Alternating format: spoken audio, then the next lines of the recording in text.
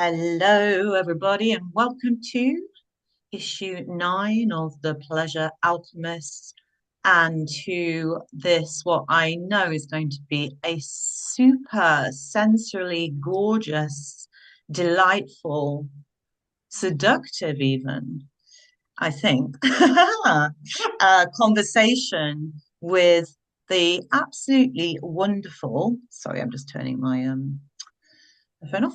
Um, the wonderful, my God, she's many things, which I will read out her bio in a moment. But Natalie, how do you say your surname? I know. I It's should a have asked you pain. this before we hit record.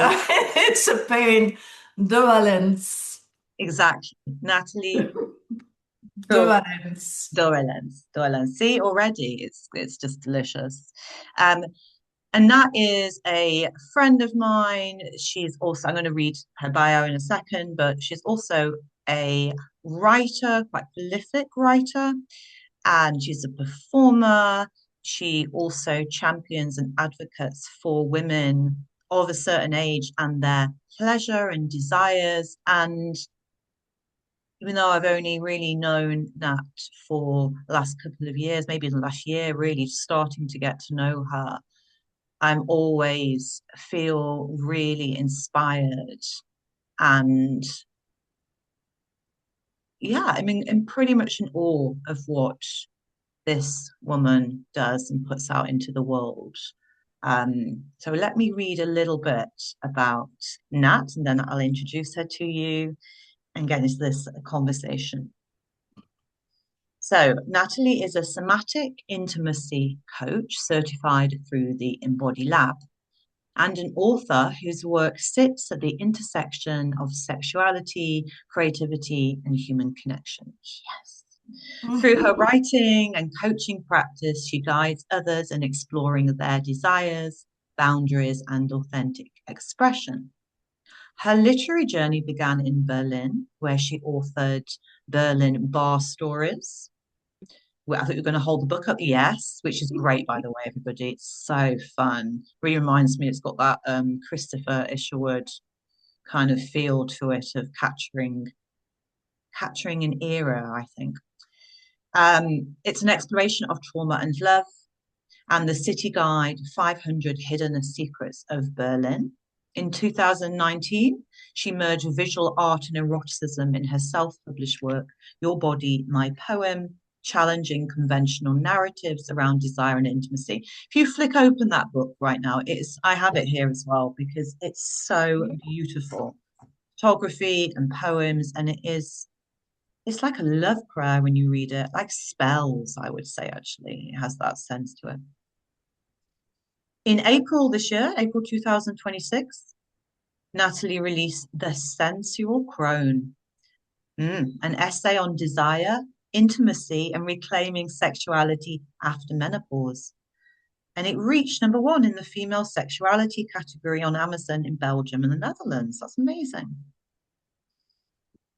As half of the performance duo, Machig and Moon, she weaves poetry with spoken word and soundscapes, creating immersive experiences that bridge art and transformation.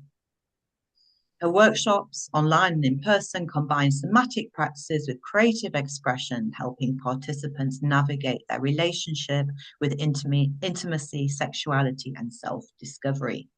Her signature retreat is called Claim Your Crone, an 8-day retreat in Andalusia for women who are done with shrinking. And I know we'll talk about this at some point in the conversation, that if you're already going, I think I need that, then good news, there is one coming up in a couple of months.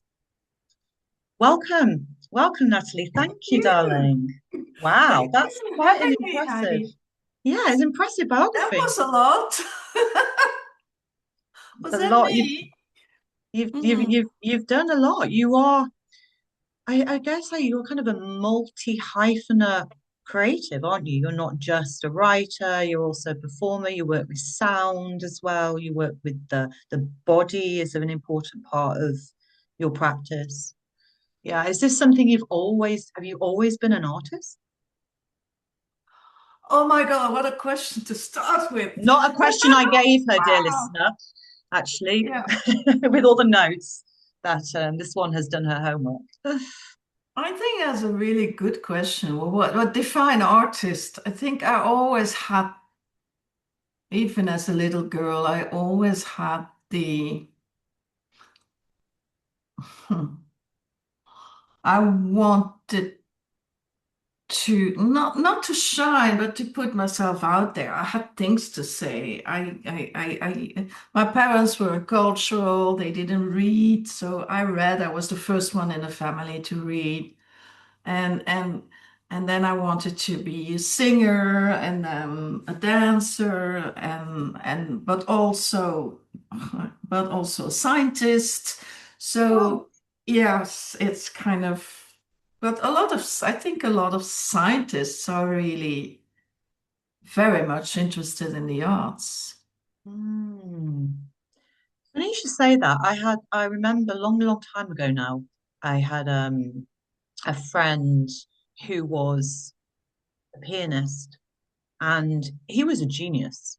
The way that he could play was just Yeah. mind-blowing.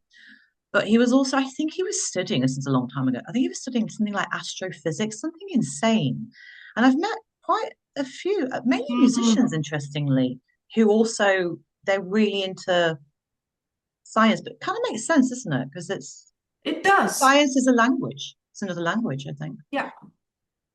It does. But yeah, I wasn't a genius and since and I'm still not a genius, so I couldn't go to university to study science because also I didn't want to kill animals. I didn't want to do biology because, you know. And but yeah, I think I was to answer your question. Yeah. I'm just having an image of you in a laboratory, white laboratory coat now. I can see that. Very starched white with really good collars. Oh, the doctor will see you now. Oh, well, yes, please.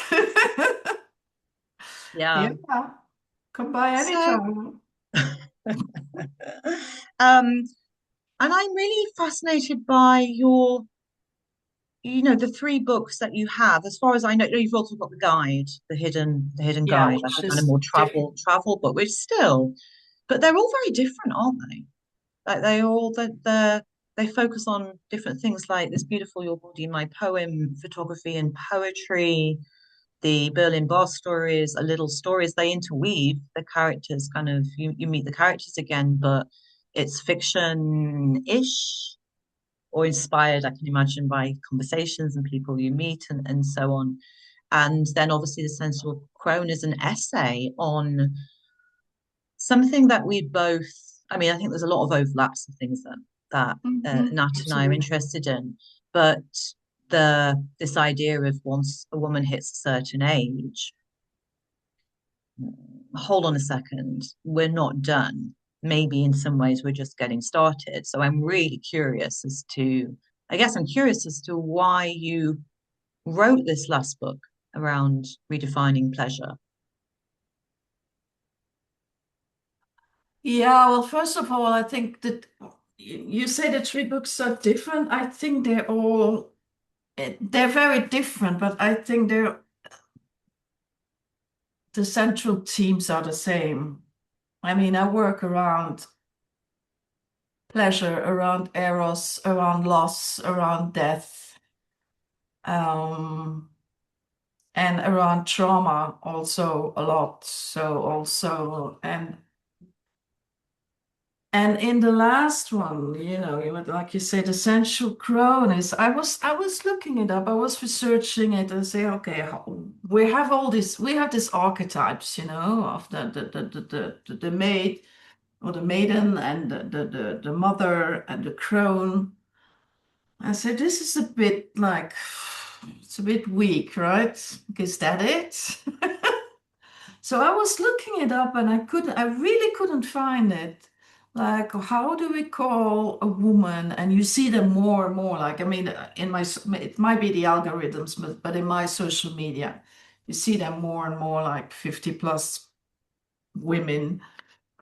who are reclaiming their lives and who are finally get rid of the musts and the have tos and the shoulds. And I think, okay, how would I describe a woman? And then I came on the sensual crone. Mm. And then I looked it up on the internet, and I saw, okay, there was apparently one article on Instagram that names essential crone before I did it, but Ah, I didn't know.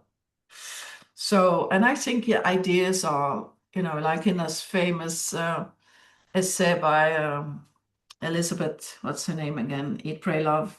oh yeah, Gilbert. Yeah, yeah, yeah. Yeah, it's Elizabeth Gilbert, where she says, like, sometimes ideas are just there and you just, Yeah, I yeah, think so. Yeah, yeah. So, so yeah, I wrote a book nobody wrote, I think, and it's still, I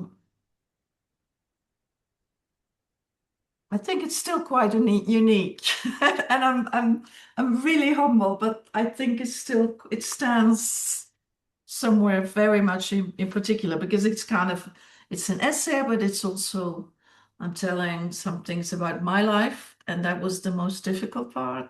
mm, But if you're not honest, readers feel it, yeah, that. yeah, absolutely. I've just written. I just pressed publish on a Substack essay today. Actually, I think you saw it. I read Um, it. around Frida, going to see Frida Kahlo at the Tate again. Again, I say again because yeah, I've seen her many times, and I was fixated on her for ever since being a teenager. Before the masses got into her as well. She's mine, and I was a bit like, I'm kind of done. You know, I know everything there is to know, and so on. And oh my God, see, this is menopause brain. Yeah. I completely just lost my thread of what I was Thread. about to say. Yeah, you were Might telling. come back again. What were you just saying? See, this is so this could be two Yeah, you menopausal were. women trying to have a conversation here. There was a reason why I was mentioning about her, but I can't quite remember what it is that I wanted to mention. So we'll just move on. We'll It move will on for come. now, and we'll come back. I'll It will probably come back. listen back to this and go, oh damn, that's what I wanted to say. What I wanted to pick up on, and it's kind of the theme of the pleasure alchemist for this month, um the theme of around endings, because you get to midlife as a woman, or as anyone, Yeah. and that's wonderful. Like aging is a privilege, and it really, really is. And we're also talking about suddenly we're at this era or this time generationally where there's a very different experience of being in our 50s and 60s and 70s of people that I know that are just getting going, like you say, starting out and whatever it is. And yet there's also an awareness. I've been aware, it's just there of I'm not youth. I'm not in that part of society. Those decades of society that is very, even walking back today, walking from across town back home in kind of some funky areas through town. It's a nice evening. It's Friday evening here. There's a lot of young people. And in my head, I heard my brain going, wow, this city is such a youth's playground. And so we're not in that anymore. And we are more aware, I think, of our mortality. Our bodies are changing, bits aren't working maybe so much anymore. Just this instant, just now, the brain starts to like forget things. That's just natural part. And it's kind of humorous in some aspects and annoying in other aspects. And you mentioned about one of the things that you comes through your writing a lot is all this beautiful lusciousness and death as well. And part of what this magazine is about, and what I wanted to talk to you a little bit more about, is this sense of, I don't know, edging towards death or meeting death in order to fully live. What are we facing as we do that. So in order to really go, I'm not wasting this time of my life. I'm gonna put myself out there, maybe meet ego death, maybe meet shame head on. These are all, I think, deaths of certain patterns and so on. And I'm curious about your relationship with getting older and death. Like, what does that, is that something you've thought about? How does that inform your thinking or your work or your performances and so on?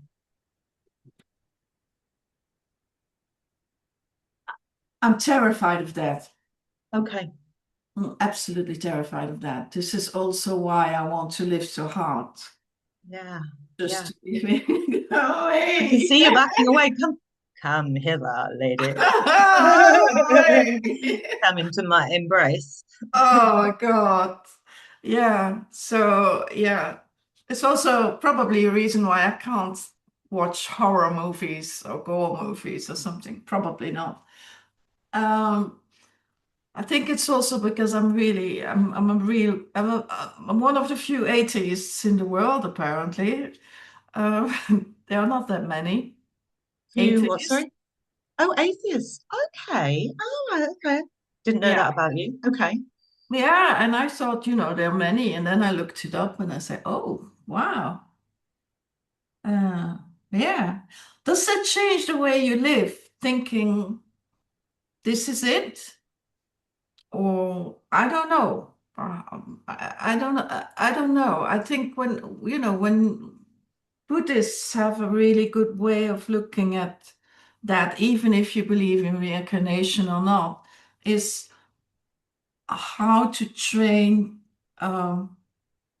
death every day. Like, and in a way, it has a name, I forgot, menopause It's like a break. Tibetan practice or something, isn't it? The Tibetan tradition are quite hardcore about sitting with death and sitting in charnel and cemetery And grounds and on charnel meditating. grounds and Yeah. stuff like that. Yeah, it has a name to really sit with it. Um, and what I really love about that practice, that Buddhist practice, is like, okay, what if I die today? Am I at peace with that? And I'm Mm. not. I'm absolutely not. I Because have, there's more things you want to do with yeah. your life. And Mm. this is something I really feel really strongly and for years already. And it's exhausting because it's never enough. It's Uh-huh. and it's not enough. And I'm not doing enough. I need to do more, and I'm not talented enough. But there's this really strong. I don't know where it comes from. Sometimes I ask myself, where does it come from? Do you have a Mm. clue? But I wonder how much it's the dualities, isn't it? And I think if you're somebody who embraces life, which I feel from you and see that is the case for you, then we kind of are. I mean, Eros. When you look up about what does that Eros, when I first started getting into the field of Eros, if you like, in a bigger sense rather than just the erotic sexual aspect, and this sense of this fullness of presence, this inhabiting of all the moment, every sensation, the pleasure, the pain, the bitter, the sweet, all of that is fully living and experiencing it all. There was something that I read about this image of the God who has one foot in life and one foot in death, and they hold everything in between. And Hmm, we can't, it's beautiful, isn't it? And it's such a mhm. gorgeous image.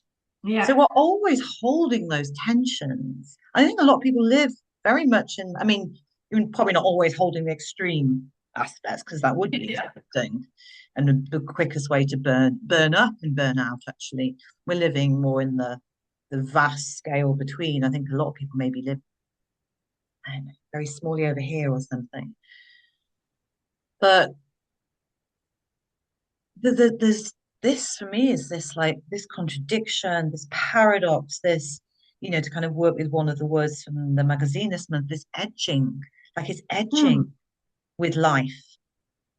I don't know if you'd agree with that or like what your idea of like this, because it's very for me it's like, oh, even when we feel anxiety, usually that edginess, it has a lot of sensation and energy in it because it's edge. It's not landed anywhere. It's in that place, and that might be excitement, it might be pleasure, it might be Mm. anxiety, it might be fear, it might be grief. It doesn't matter, does it? It's something that's very alive. That's on the edge, but not necessarily gone anywhere or collapsed or channeled. Oh, it's making me a bit like this actually, as I Yeah, so you can look at it both ways. I think you can look at it different ways. I think what's really beautiful about etching in not only in a sexual way, but the etching is really about a tolerance for the unresolved. Oh, I love that. A Yeah. tolerance for the unresolved. It's like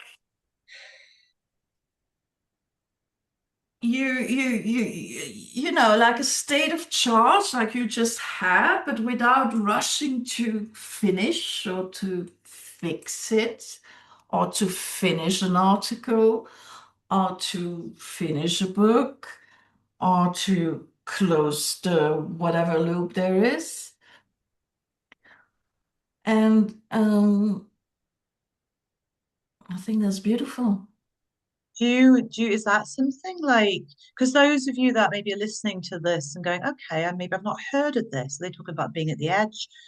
So edging, I mean, I think maybe we only really hear it, and correct me if I'm wrong, not like more in a kind of sexual capacity and like certain like um kind of groups or experiences where you're edging your sexual pleasure and desire, either yourself or with a partner, with the idea being, to really expand and amplify your experience, as opposed to the, like you said, the quick fix, and then it's gone, and then that often just this, kind of Yeah, the afterwards. There's nothing wrong post. with quick fixes. There's places for that as well. Yeah. So, but we're looking at this, aren't we? We're all speaking about it bigger than just in a sexual context. You're talking about it, whether it's your creative practice or um, Yeah, can you stay in the not yet?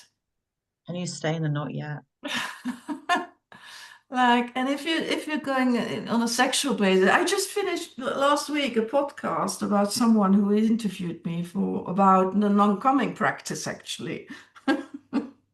So that was also interesting that we had time to explore that. So why am I promoting a non-coming practice? And it's exactly this.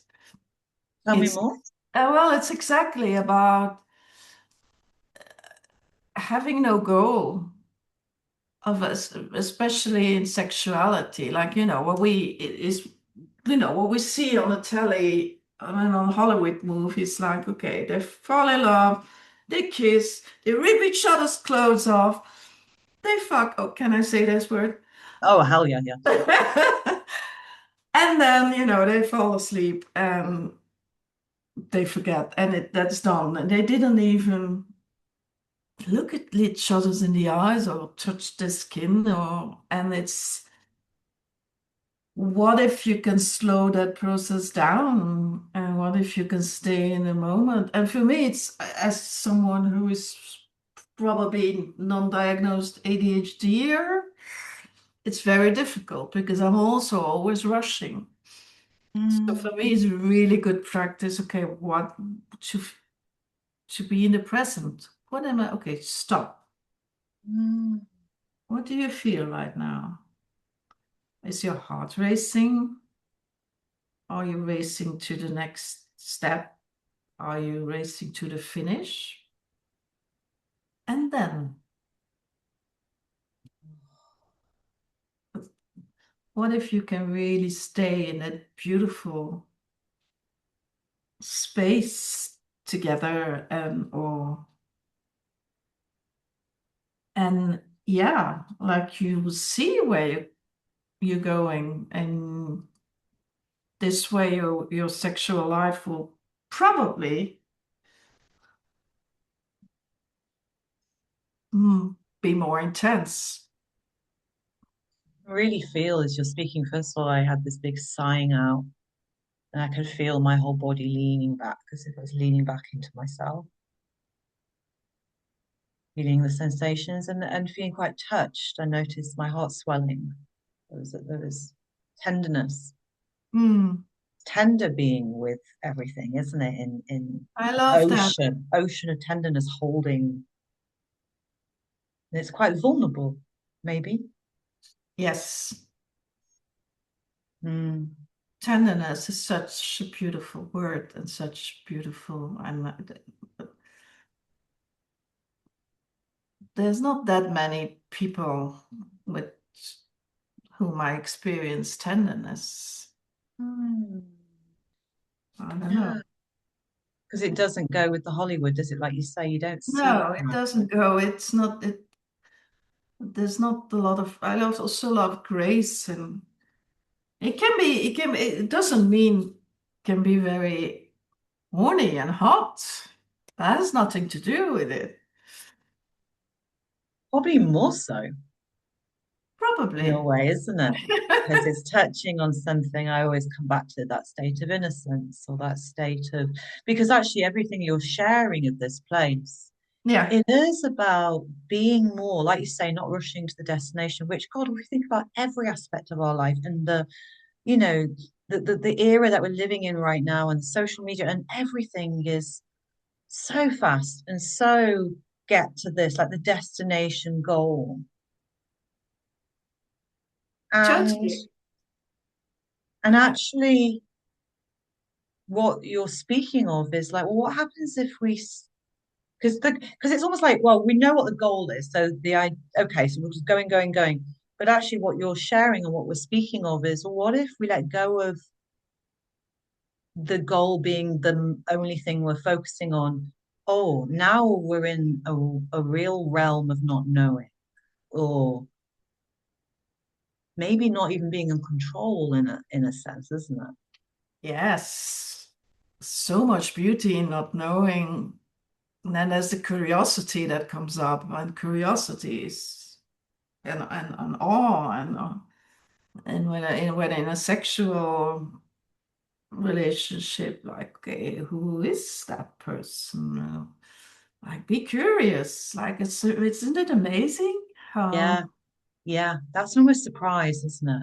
And like you Yeah, say, actually to find that in a yeah. your partner, with a lover, whether it's just even a one-off, experience or for something longer, I know for myself, just being very open and a bit vulnerable here, I've been calling in my husband. I wrote about it not long ago, and I'm really happy to speak of that as I'd like that. I've had many decades of playfulness and lovers and experiences, all like, some amazing, some not so, but it all makes you as an artist, doesn't it? And now I'm like in my mid 50s. I want the husband. I would like to experience that now. And thinking about, a friend asked me a few weeks ago to Hmm. tell her about this husband and what he was like. It was very beautiful. It was such a ritual, beautiful space to be held and for them, for me to go, oh, okay, let me really feel into this. And one of the things that I was aware of was around how would I like our intimate sexual time to be together. And it was quite hard to define, actually. I kind of was aware of like what I don't want. Hmm. I don't want the rushing, this, that, and the other.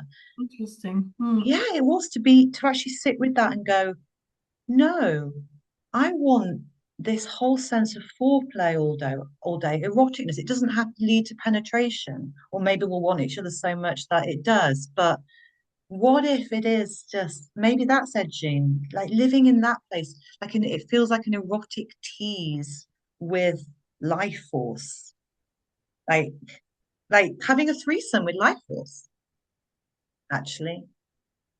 That's what I would. So, universe or listeners, putting it out there. This is what I want, but it has this more like that's what I actually want more from my erotic experiences going forwards, and maybe in my life experiences actually as well. Okay. Um, yeah. So, yeah, it's interesting. Um, And is it something you're comfortable with as a practice, like for your own self, kind of being with this? Like, how does that show up for you, like in a day to day? Well, you know that teachers are the very bad students. We teach what we most need ourselves these days. Yeah, of course. Like, but yeah, but yeah, I don't have a sexual relationship right now with anyone. Um, so I'm not really practicing that practice nowadays. I'm practicing being more in the moment and more content and even more thankful. And I really am Mm. thankful to be 60, and I'm thankful that, I mean, yeah, I lost my words now, but this is more Grateful. like what I'm practicing right now. Yeah. So it's And more of a bigger context of beingness yeah, rather and than obtaining anything, particularly in that sense. yeah, and I'm getting slowly but surely better at it in accepting what I can and what I cannot do. And at least I tried. I think that's a big one for me. I think a lot about, okay, what if I'm on my deathbed? You know, this is, I don't, you're always good. I don't know who said it. Was it probably, I don't know. John Cleese said it once, like, you will always be sorry for the things you didn't do, not for the things you do or you did, right? How has I always think I always say I'll probably die with my to-do list still in my hand. He never goes. It's always really Guilty. really satisfying crossing stuff up. And sometimes I actually put something on that I've just done that I forgot to add on the list just to cross Yes. it off. So satisfying. But there's always more things because there's always more things I want to do. I think I'm like you. I'm like a is it a magpie or blackbird or something like this thing and that, and I'm going to bring that like trinket I've got my eye on, and oh, I'm gonna my attention's over here now, and I love that about myself. And I think as I've got Okay. older, I'm Hmm. much more grounded in my body, that I'm much more able to practice depth actually in things. That is an important practice to me. It's an ongoing one.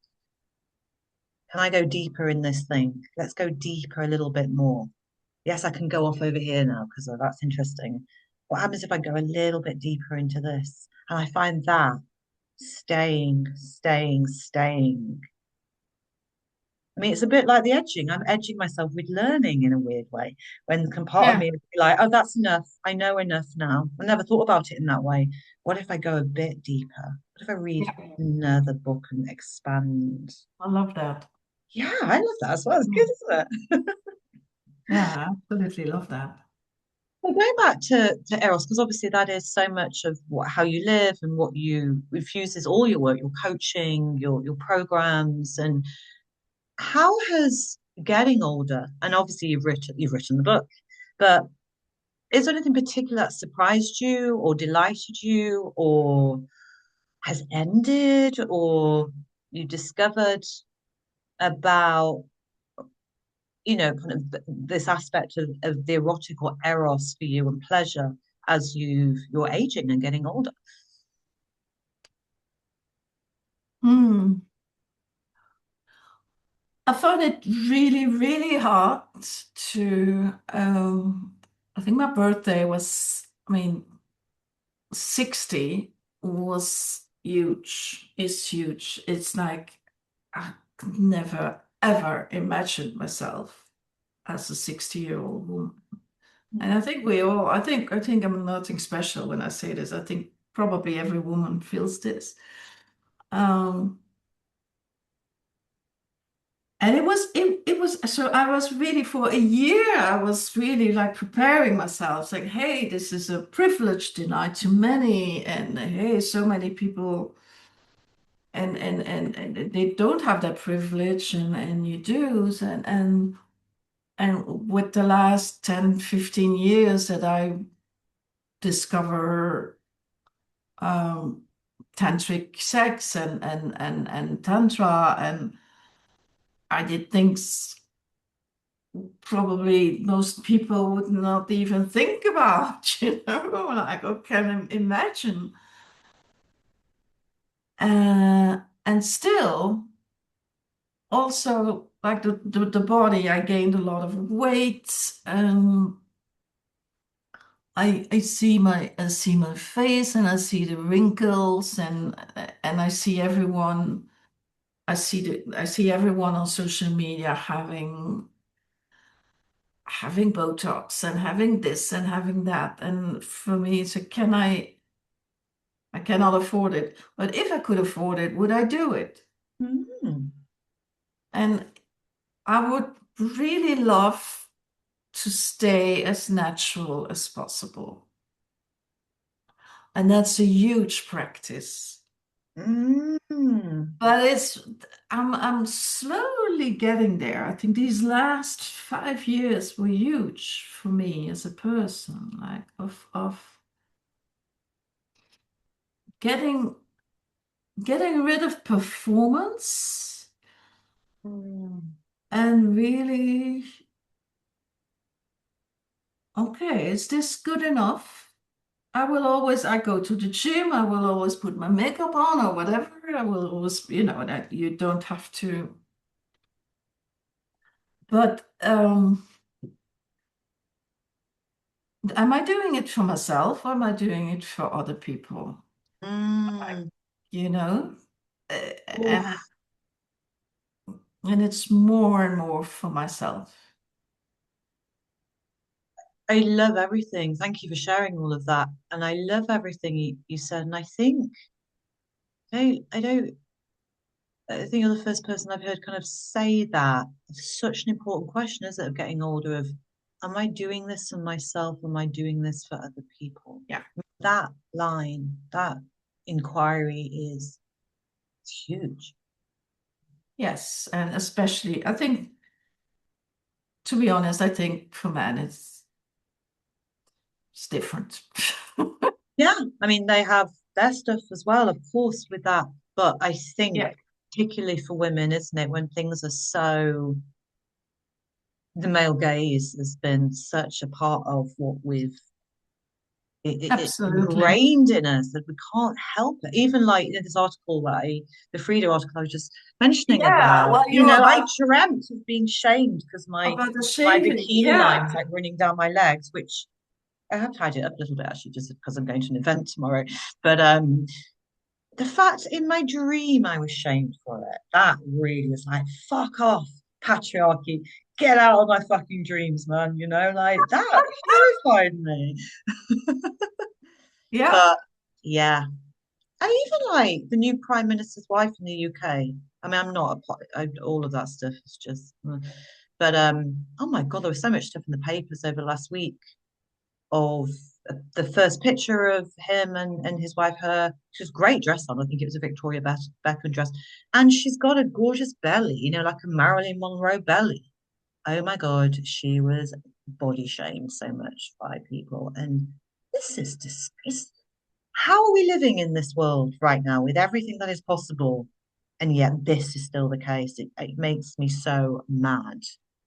But what you're speaking of is this sense of we can let it impact us and affect us. And let's be honest, we probably Yeah. sometimes can feel that, especially for creative and Yeah. sensitive. And, Yeah. you know, someone says something like body shaming, whatever, towards us, it could be hurtful. And can we hold that? There's another contradiction. Can we hold that and the part of going, this isn't for you. I'm wearing this outfit because I feel good in that. I'm wearing it for me. Like, can I hold both? But But again, there's that tension again. Can I hold both of those? And that's where life is happening. I think that's so powerful now. It really is, darling. I think that's beautiful. Yeah.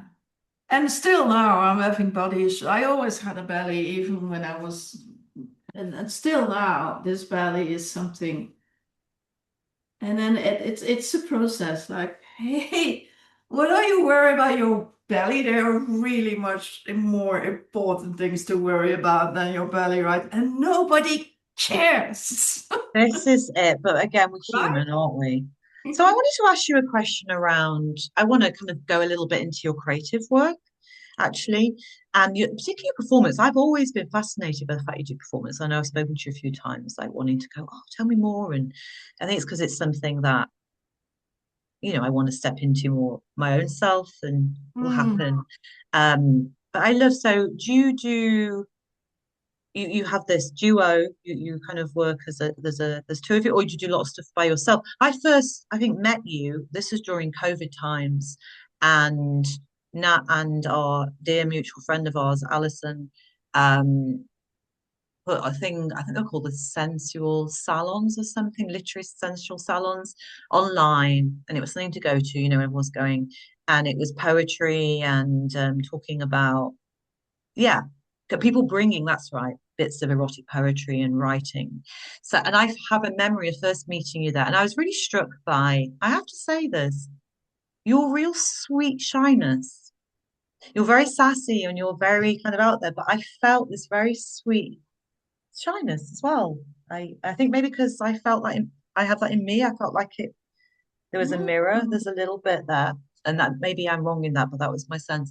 But what I remember is you reading a poem out. I don't remember the poem exactly, but I remember it was something about you leaning over a terrace or a balcony, and and it stays with me because I was like, oh, this woman, oh, oh yeah, wow. she got this. Oh, I like this. It was delicious and naughty and Squirting erotic on and the balcony. sexy. Yeah. Squirting on the balcony. There you go.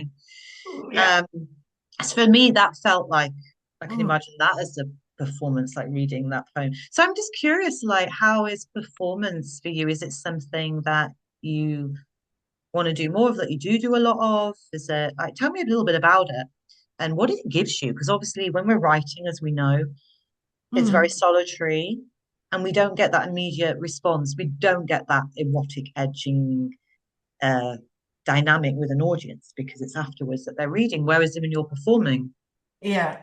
I'm curious about the whole experience of that. I think that's really, I think that's really interesting what you just said. I'm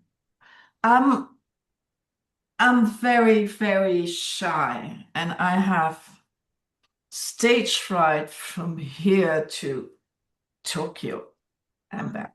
I die if I almost die Ah, when I step on a podium. So I worked on it for I used to be the madam of the poetry brothel in Berlin. So then I was the madam, and then I had to present. So and there's this duality from yes, you are strong person, woman, you can handle this, your stuff is good enough, you have this fantastic project. And then there's this other critic says, you suck so much and your voice is bad. Oh, I had this problem with my voice. Jesus Christ. Then I started singing. Like it's like something in me like, yes. I hate it when you go in there, girl. Like it's like if it, I mean, This is facing death, isn't it? This is ego death. probably, yeah, probably. And then, or is it ego? Is it okay? I want to be in front of people, and please love me. Please do love me. Please give me love. I think it's more than that. And I was watching Bad Bunny this week, right? Oh, Bad Bunny, yeah, yeah, Bad yeah, Bunny is closed his European tour in Brussels, and he was in the last notes or the last moments of the concert, of the very last concert of the European tour. This is Bad Bunny with 20, 30,000 people in front of him. And he starts and he's silent. And you could see how touched he is. yeah. and you could see, and there's this humbleness of the artist, like, and he of all people also knows that, like, what the fuck is happening? I don't take this for granted. Mm. And I mean, he's giving, and I'm not even into reggaeton, but it's this being church, I don't know. And there's something about performances, about theater, about concerts, about being in the moment. It's only one time. You cannot Mm. repeat it. Mm. I think my most beautiful performance was here in my living room. It was with Magic and Moon, which I'm doing with Klaas. Klaas is my musical partner, but he lives in Belgium and he's super busy. But when we two get together, we work together, there's magic happening. And we did it here. We had three people and two dogs and three people that we hardly knew. And it was just like, okay, those three people will never forget that concert, and we will never forget it. And this is what I really love about performances. It's so deep in a way. Maybe you disappear. I'm wondering again about the edges. I wonder if in those moments, which is not always, it's not always the case, is it? Whether there's a disappearing over that. There's no edge. Like there's a disappearing of something, you know, Mm. full presence or fullness. It's almost, well, and now we're getting, We don't have to go there. it's It's almost getting like too sex, like heady. it's almost transcendent, right? Transcendent. There you go. Yeah, yeah. Little death. That's what they call, moment of orgasm is seen as little death, isn't it? Like there's a transcendence of self identity in that moment. Yeah. Um, oh, that's so beautiful. And I've certainly experienced that being the person in the audience. Not Yes. not not loads of times, but the time that's probably stays with me the most is watching. This is again a long time ago. Watching Rodrigo and Gabriela, who Oh, are nice. Love yeah, them. they are that. Oh my God, I used to be so in love with their passion, their music. They're so Yeah. talented, and they played in Manchester quite not a huge venue. I don't like that; they're too big for me, but a nice size, quite intimate, but very beautiful Hmm. space. And there was a moment when she was playing something, and it must have been like that it felt like everybody in the place held their breath. Like Yeah. time just was Yeah. motion, like you were just witnessing something. There were no words. It's that, isn't it? Like Oh, that kind of place. fantastic. Um, and I think it's few and far between when that happens. And you can't necessarily make that happen. You can be as Oh, prepared, but I yes. think it's that phrase, isn't it? If thy will, all we have to do is show up. Yeah. That's Yes. bottom line. We show up. We stay Yeah. when, you know, that staying with the uncertainty of how is this going to be. We know enough. And then Mm. also not too much control, like what we're talking about. Like sex. Same thing in performance, isn't it? We show up. We Absolutely. know enough, Absolutely. but not Yeah. too much. And we're present and we're offering and we're there. And then whatever is thy will, if you want to call it, something greater. Oh, yeah. And I would love to perform more. I think I come at a point uh, where I'm confident in, especially in a very small group, to read my poems, and that I'm comfortable. But it took me really a couple of decades. Yeah. I haven't seen Nat perform. I've seen you um, give one of the sex lectures. I've heard you do some of your poems online, as I say. I've read your couple of your beautiful books. I've never, as yet, seen you do any of your performance, that's on my bucket list before Let's do something um, together. I would We've love to. we've been Oh my talking about gosh. this. Yeah. Yes, we have, haven't we? I would love to. I would absolutely love to. Um, I do want to touch upon, I mean, we can talk about so much stuff and all the creative aspects, so interesting. But I want to talk a little bit about so this is all this creative work, which is just rich and wonderful.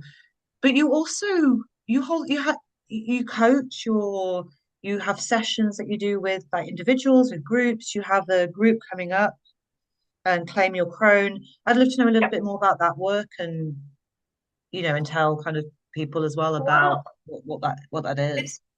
it's pretty new actually. The coaching is like I'm doing this since 2 years, and then I studied a little bit also about hypnosis, which I absolutely love. So I use hypnosis also sometimes in my coaching, and I it's a bit I absolutely love it. But it's not because coaching is not therapy, You're not going Yeah. into well, you know it, you'll coach yourself. You're working with what you have. It's very grounded. It's not like you're not going into the child. Well, you touch them anyway, but the child traumas or whatever, you will touch them anyway. But and one thing I want to tell you is what's funny is so I'm specialized in women of a certain age. Like look, this is also on my website. But most people who contact me are men. Oh, really? Yes. Interesting. Yeah. And yeah, it's also kind of humble, like a humbleness. Okay, I found it really beautiful how people share. And Mm, especially as an intimacy coach, mm, share this kind of intimate things with me, um, and I'm trying to help them or to push them a little bit. Okay, you can go that way, and you see this is this, and then I yeah, absolutely love it. mm. Um, and the retreat will be completely different. The Claim Your Chrome retreat will be like we're gathering, like I'm doing it with a friend of mine. We're gathering like 8 or 10 women, and they're gonna I have a flamenco dancer that will come and give some flamenco lessons, and we have some healing bowls, like this, this sound therapy, and we will go for walks, and we will have sharings, and I'm Mm. really looking forward to that also. But it's the first Ah. time because it's the first time I'm doing this a retreat all by myself. It's like I'm full on. So, and my perfectionism is there. Is there. Put your So coat it's on. You need your gotta be doctor's really coat on. good. It has to be really good, like It sounds beautiful because it sounds like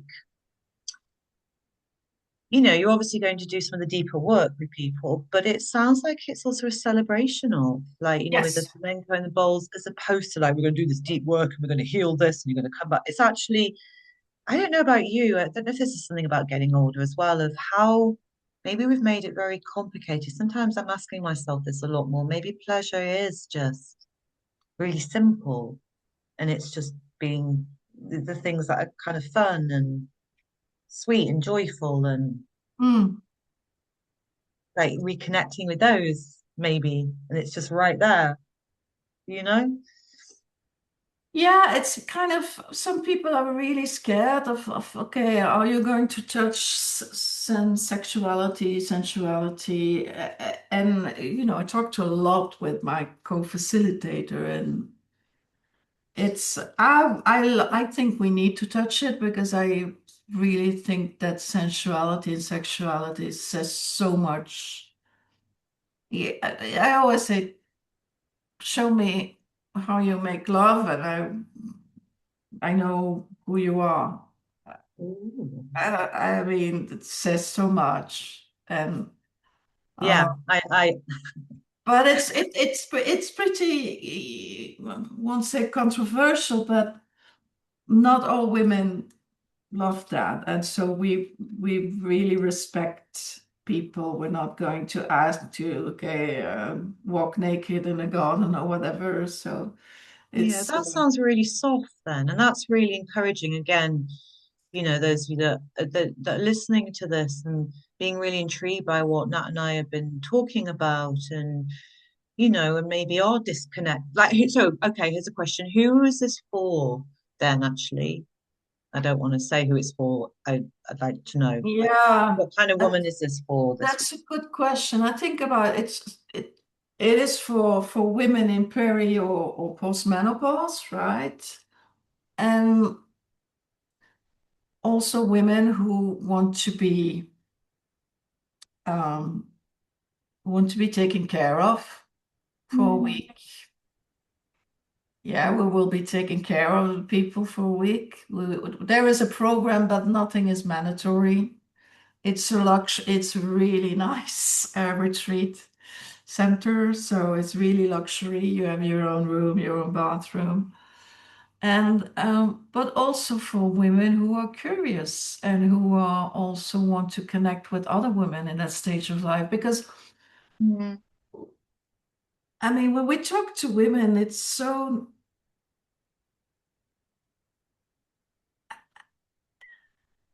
nice to talk to.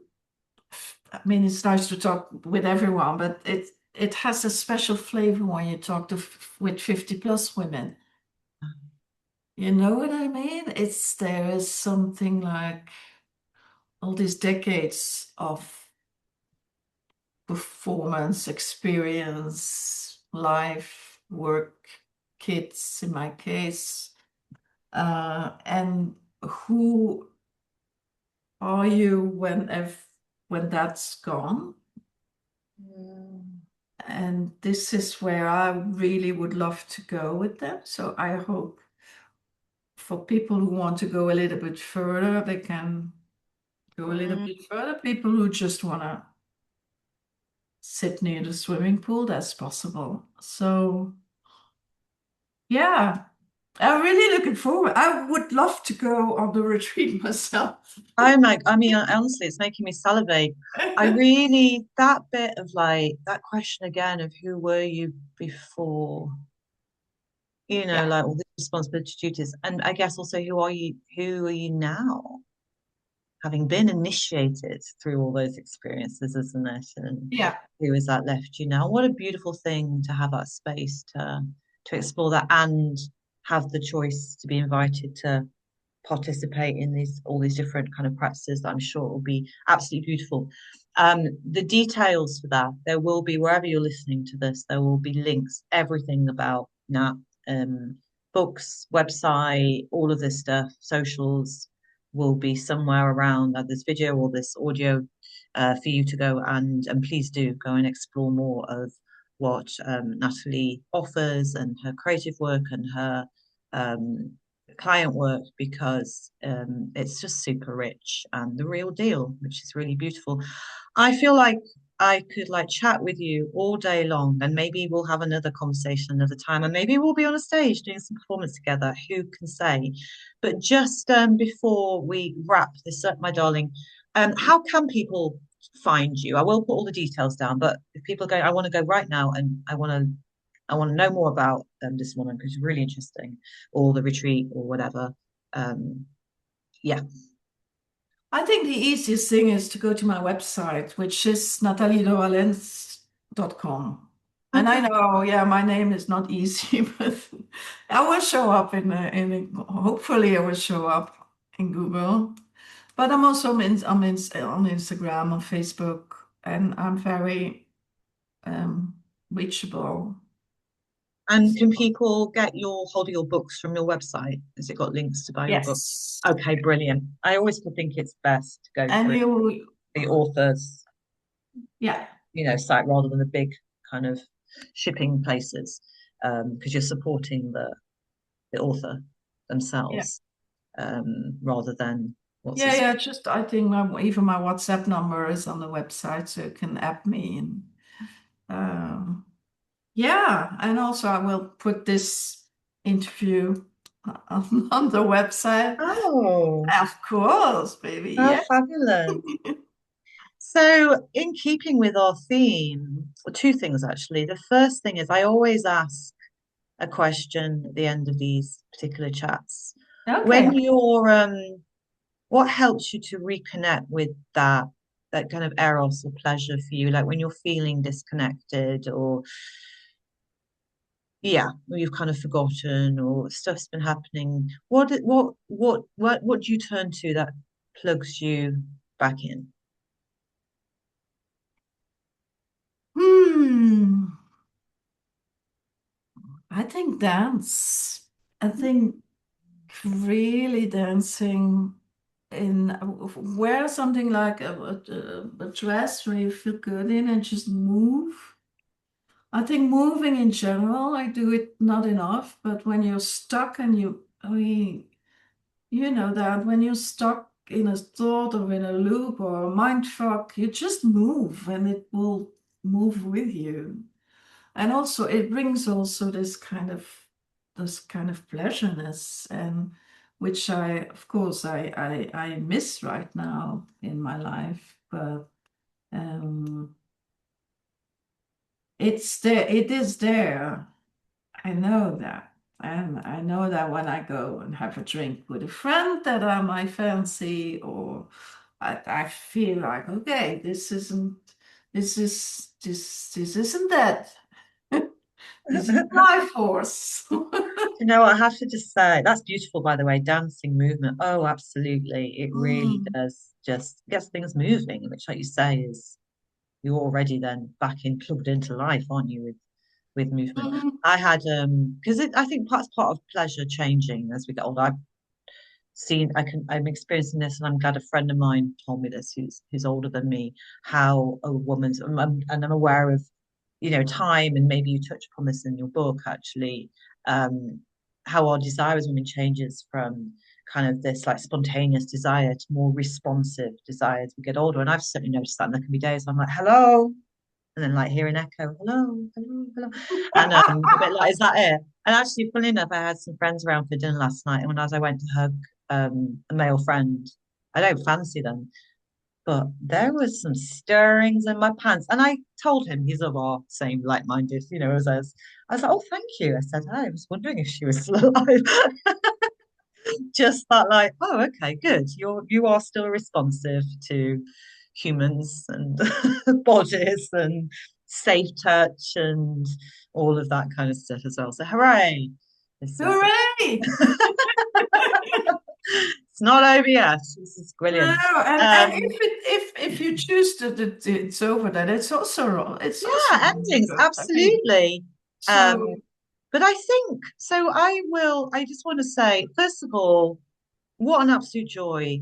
And I feel like we're just getting started. We're just about to like uncork a very expensive bottle of bubbly or something and just, kind of talk into the evening with the Andalusian air and sounds, which believe me, we need to do this very soon. Um, but it's such a pleasure speaking with you. You are an absolute sweetheart. You really are. And the stuff you put out there is just beautiful. So thank you so much for coming on here. And this is the last video, audio of the Pleasure Alchemist magazine, which the first time I said this out loud, it is coming to an end. It's been 9 months. It's giving me. However, it oh, is endings are always thresholds, initiations. This is the sense. So something else, which is I'm going to be focusing on these conversations because I think they're so rich. They certainly are for me. And, you know, if you've enjoyed this, please share it. Please talk about it. Tell your friends. Support the gorgeous artists that I'm speaking with. I'm going to really be doing more of these because it's just luscious to talk to people. And it's good reminders of things as well. But thank you so much, Nat. It was absolutely beautiful. And thank you. And see you soon. thank you for having me. I'm looking forward to our first performance. Bye, everyone. Dear.